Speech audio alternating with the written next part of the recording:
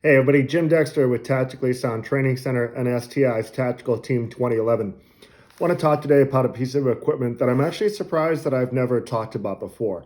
As an instructor of both firearms and medical, one of the things that I do in my medical classes after talking about all the interventions that people can do, how to do them, when to do them, I talk about equipment and how to carry your medical equipment on your person. And at the end, I always take off a piece of equipment that every time I'm in pants, I have on with me in order to carry medical. And that's the Ryker Nylon Gear AFAK, or the Ankle First Aid Kit. Want to go over just what I carry in it and why I think that it's the best way to carry medical, at least while in pants or in a bag or in your car, in order to be able to put on should you be running an errand that requires you to have a little bit more on you than what you would normally have. So the Ryker Nylon AFAK is a nylon ankle-based kit. Comes with the holder, just what you see here in the black nylon, and a boot extension or a leg extension that would allow you to make this a little bit wider. So far for me, I'm 6'2", a little over 200 pounds. I've never needed to use the extender, but I carry above my shoe or above my boot against my ankle or my calf. If you were carrying this over a boot, you'd probably need the extender. I've had this for quite some time. I've actually had two of these. The first one I lost in Ireland or somewhere in Ireland in my travels. Every time I fly, I have this on me, and we'll talk about some considerations for that. But every time I travel, I've got this on me. And so in those travels, at one point, I lost one of them. But got this one here. All the stitching is still held up perfectly. There's no nothing coming apart. All of the seams are still exactly as they need to be or should be. Nothing's fraying.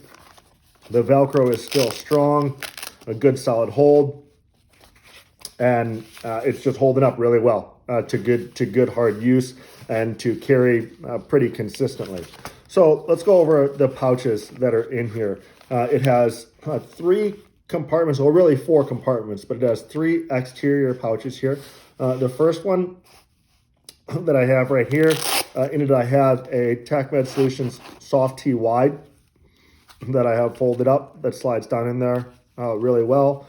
On the side of that, I always keep a pair of gloves. So I've got gloves on me no matter what in the kit. Again, the way that I use this is that I have it rolled up nice and small, and I normally keep it in the center console of my vehicle.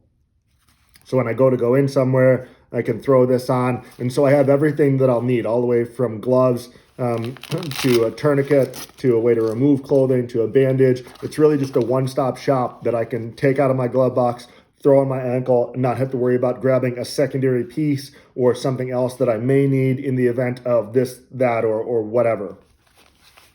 So next to my tourniquet and my gloves, I have a cutter. So this is the Benchmade, I believe it's 5. It fits in there really well. If I'm wrong on that, I'll correct it in the comments so that you guys all know what fits the best in there. I've recently gone to a hook from scissors. I think a hook is a little bit easier to use. The last time I used some shears and they bound up, I said I'm just switching to hooks altogether. Also, it's really low profile. Goes in here and doesn't have very much of a print when I'm in different lengths of pants or a different cut of jeans at the bottom near my shoe. Now, one consideration for this, I said that I carry this when I fly. I don't know if this hook will make it through TSA or not. They're not cheap.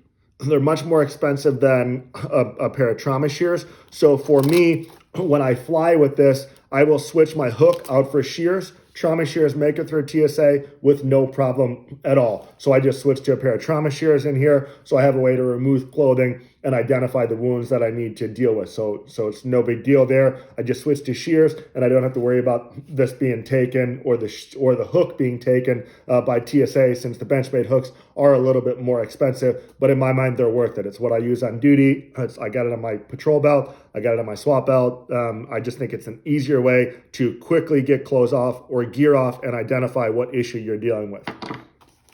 So next to that, in this larger pouch here, I actually carry two things stacked together.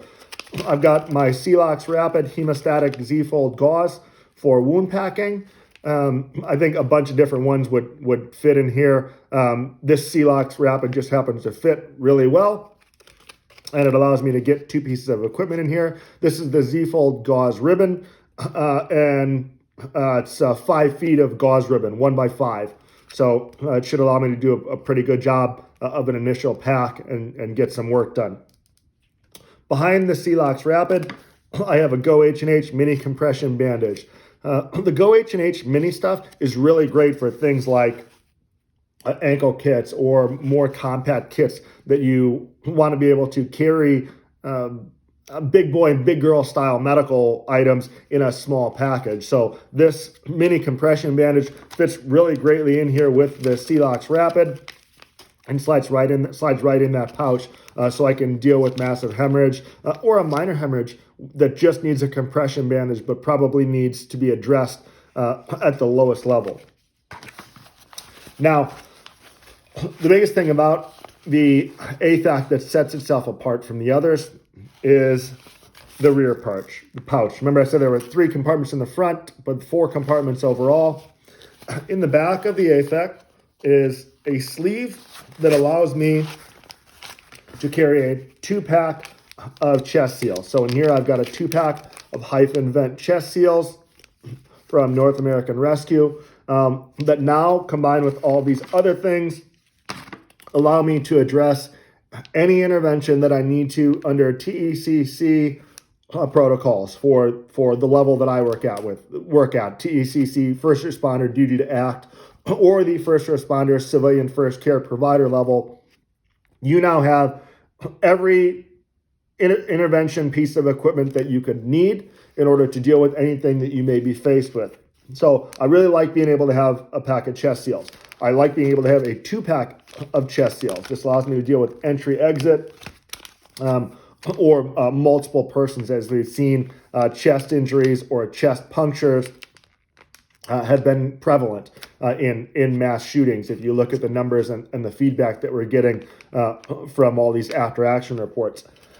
The other thing that the chest seal sleeve does that is kind of, I don't know if it was a primary thing or a secondary idea or design or after effect of this, but what it does is, with this being in the back here and the chest seals being a little spongy from the adhesive that's on there, it makes this really comfortable. It almost gives a little kind of gel pad on there, so when you're wearing it all day long, it's not uncomfortable. I will say that this is the most comfortable ankle rig of any sort that I've ever worn. If you're familiar with ankle rigs for your small guns, for your J-frames and things like that, before you had like your gel pads back there, your like sheepskin sort of stuff. This does a good job of being comfortable on its own. Ryker Nylon gear doesn't pay me. There's no kickbacks for me on this. I just think that it is the most comfortable of all the ones that I've ever worn. I also think that it allows me, again, to carry every single intervention that I would need to do on someone to the level that I'm trained and licensed at to operate at in the state of Illinois. Again, it's a one-stop piece of equipment. I keep it rolled up in my center console because I'm not going to pretend and I'm not going to BS you guys and tell you that I always have this full kit on me. I don't. Sometimes I'm running to the store, I'll grab a tourniquet, I'll just grab a mini compression bandage, or sometimes, I know, I don't grab anything at all. Pressure is still the king. And when I'm running somewhere real fast, got my kid with me, I'm just going to run into 7-Eleven down the street. I may not grab anything. And I may just rely on 2 hands for pressure or my knee in order to deal with that situation. But if I'm going to a larger scale event or I'm headed to the mall or something like that, or my plans change, I was going originally to just go grab a juice box for the kid, and somebody calls and says, hey, let's meet up, and we drive somewhere else. I can pull this out of my glove box, throw it on my ankle, and I have a good level of initial response to any sort of medical incident that I may come across. So I would suggest you guys give this a try. Check it out. Again, it's the Ryker Nylon Gear AFAK, AFAK. ankle first aid kit. More importantly than equipment, though, seek training. I encourage everyone to not only carry each one of these pieces of equipment, but know how and when to use them. Training has an equal importance to equipment, and I can't say enough how important it is that you not only possess the equipment, but the training to identify and act. Training gives you a higher level of preparation, a higher level of skill, and ultimately then a higher level of willingness to use that equipment that you're carrying around. So remember, get trained, stay equipped, and be willing.